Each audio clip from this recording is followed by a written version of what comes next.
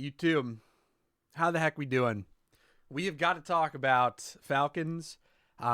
Feels like a lot of what we've talked about over the past few months has been good, but this is going to be bad. Anybody who hasn't paid attention today, the Blast Bounty Season 2, the preview that I did a video on a couple days ago, where I talked about how it's a best of three series, but only a one round series and a knockout from the get go, could provide some interesting matchups. Well, who would have thought the first big team to bite the dust would be our reigning major champions, and Falcons goes out 2-1 to 100 Thieves. And yeah, I don't know how much there is to say about it. But a format like this is somewhat interesting. I think there's a lot to be kind of blamed on the format.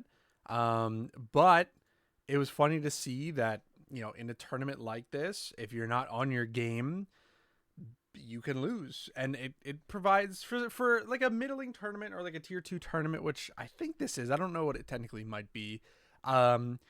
It provides a little bit of spice, right? And I think this is perfect for it, where if you aren't on your game, you get punished. And we saw on Nuke, Falcons came out and dominated.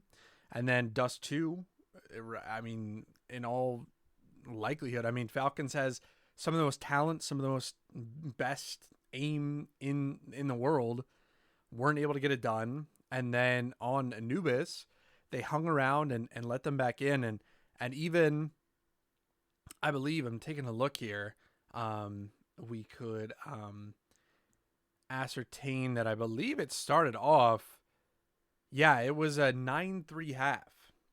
9-3 half for the Falcons, and they just couldn't get anything done on the CT side. And in games like that, it's just not going to cut it, right? And there's something to be said for a little bit of hangover for a tournament like this. Maybe it's not the worst place to just, not have your best game.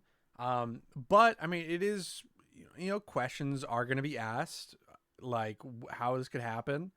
Nico had a pretty poor performance, but really other than that, I think everybody else looked pretty good. And there is always going to haunt them that the last 1v3, that's a sucky one. But yeah, guys, like, it's an interesting event. What do we think in the comments? Is this something where you like the format that it provides, or is it kind of forced? I'm not really sure how I feel yet. Like, I'm not huge on it if it was a major, right? If this was a prestigious tournament or a major, I'd be like, I'd kind of not be all for it. But for this being a one-off tournament midway through the year, right after the major, I think it's kind of perfect. And I like having a format that provides upsets. And I think it kind of balances that out with the best of 3, right? It's not just best of 1 and out. It is a best of 3 series and then out if you lose it. So, I got to say, I think it's kind of interesting. Probably not too much to write home about. Like, let's be honest. I think the first part of the video is a little bit of like, a little bit of pizzazz. But I don't think that the Falcons are going to be all that bummed about this. I think 100 Thieves is like a better team than their record shows now, especially with Gimsy. I think that's Gizmy, my bad. Looking pretty good as well. We'll have to see what happens going forward. I have to assume that the Falcons just write this off and it's like, it is whatever, but maybe honestly a good thing for them, where it's, they're not infallible. They won the major, but they could still lose. So a little bit of a reality check, early on in this, we'll call it like second half of the season, might be a good thing for them. So we'll have to see how they respond. It should be interesting to see how they go from here.